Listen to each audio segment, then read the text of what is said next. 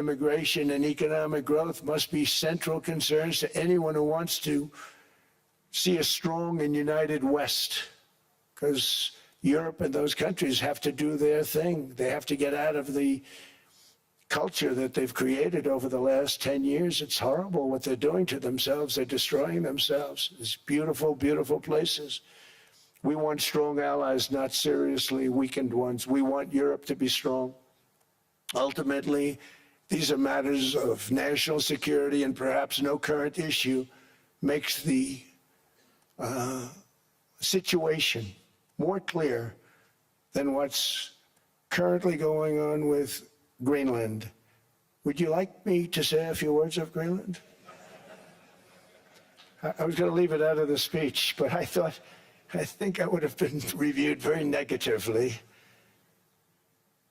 I have tremendous respect for both the people of Greenland and the people of Denmark, tremendous respect. But every NATO ally has an obligation to be able to defend their own territory. And the fact is, no nation or group of nations is in any position to be able to secure Greenland other than the United States. We're a great power, much greater than people even understand. I think they found that out 2 weeks ago in Venezuela. We saw this in World War II, when Denmark fell to Germany after just 6 hours of fighting and was totally unable to defend either itself or Greenland. So the United States was then compelled, we did it, we felt an obligation to do it, to send our own forces to hold the Greenland territory, and hold it we did at great cost and expense. They didn't have a chance of getting on it, and they tried. Denmark knows that. We literally set up bases on Greenland for Denmark. We fought for Denmark. We weren't fighting for anyone else. We were fighting to save it for Denmark. Big, beautiful piece of ice. It's hard to call it land. It's a big piece of ice. But we saved Greenland and successfully prevented our enemies from gaining a foothold in our hemisphere. So we did it for ourselves also. And then after the war, which we won it big. Without us, right now you'd all be speaking German and a little Japanese, perhaps. After the war, we gave Greenland back to Denmark. How stupid were we to do that? But we did it. But we gave it back. But how ungrateful are they now? So now our country and the world face much greater risks than it did ever before because of missiles, because of nuclear, because of weapons of warfare that I can't even talk about. 2 weeks ago, they saw weapons that nobody ever heard of. They weren't able to fire one shot at us. They said, what happened? Everything was discombobulated. They said, we've got them in our sights. Press the trigger, and nothing happened. No anti-aircraft missiles went up. There was one that went up about 30 feet and crashed down right next to the people that sent it. They said, what the hell is going on? Those defensive systems were made by Russia and by China. So they're going to go back to the drawing boards, I guess. Greenland is a vast, almost entirely uninhabited and undeveloped territory. It's sitting undefended in a key strategic location between the United States, Russia, and China. That's exactly where it is, right smack in the middle. Wasn't important nearly when we gave it back. You know, when we gave it back, it wasn't the same as it is now. It's not important for any other reason, you know, everyone talks about the minerals. There's so many places. There's no rare earth, no such thing as rare earth. There's rare processing, but there's so much rare earth. And this, to get to this rare earth, you got to go through hundreds of feet of ice. That's not the reason we need it. We need it for strategic national security and international security. This enormous unsecured island is actually part of North America, on the northern frontier of the Western Hemisphere. That's our territory. It is therefore a core national security interest of the United States of America. And in fact, It's been our policy for hundreds of years to prevent outside threats from entering our hemisphere, and we've done it very successfully. We've never been stronger than we are now. That's why American presidents have sought to purchase Greenland for nearly 2 centuries. You know, for 2 centuries they've been trying to do it. They should have kept it after World War II, but they had a different president. That's all right. People think differently. Much more necessary now than it was at that time, however. In 2019, Denmark said that they would spend over $200 million to strengthen Greenland's defenses. But as you know, they spent less than 1% of that amount. 1%. There's no sign of Denmark there. And I say that with great respect for Denmark, whose people I love, whose leaders are very good.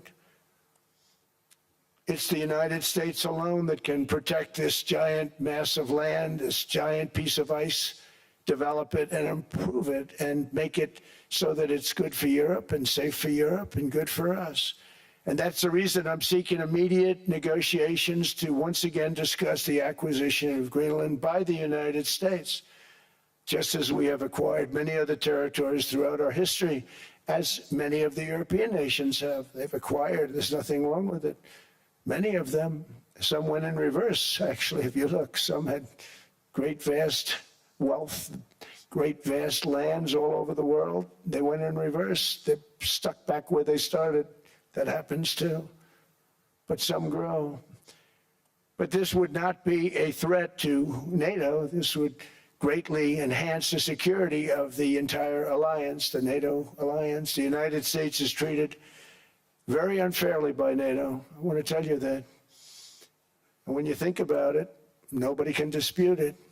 We give so much and we get so little in return. And I've been a critic of NATO for many years. And yet I've done more to help NATO than any other president by far, than any other person. You wouldn't have NATO if I didn't get involved in my first term. The war with Ukraine is an example. We are thousands of miles away, separated by a giant ocean. It's a war that should have never started, and it wouldn't have started if the 2020 U.S. presidential election weren't rigged. It was a rigged election. Everybody now knows that. They found out. People will soon be prosecuted for what they did. It's probably breaking news, but it should be. It was a rigged election. You can't have rigged elections. You need strong borders, strong elections, and ideally a good press. I always say it. Strong borders, strong elections, free, fair elections, and a fair media. The media is terrible. It's very crooked. It's very biased, terrible. But someday it'll straighten out because it's losing all credibility. Think of it. When I went in a landslide, a giant landslide, won all 7 swing states, won the popular vote, won everything, and I only get negative press. That means that it has no credibility. And if they're going to get credibility, they're going to have to be fair. So you need a fair press. But you also need those other elements. And I inherited a terrible, terrible situation. If you look, the border was open. The inflation was raging. Everything was bad with the United States when I came into office. But I also inherited a mess with Ukraine and Russia, something that would have never happened. And I know Putin very well. He and I would discuss Ukraine. It was the apple of his eye, but he wasn't going to do anything. I said, Vladimir, you're not doing it. He would never have done it. It was terrible what happened. I could see it happening, too. After I left, I could see it happening. Biden had given Ukraine and NATO $350 billion, a staggering sum, $350 billion. I came in, and just like the southern border, just like inflation, just like our economy, I said, wow, this place is in trouble, meaning our country. All of these things were out of control. But the border was out of control. We fixed it with the strongest border anywhere in the world.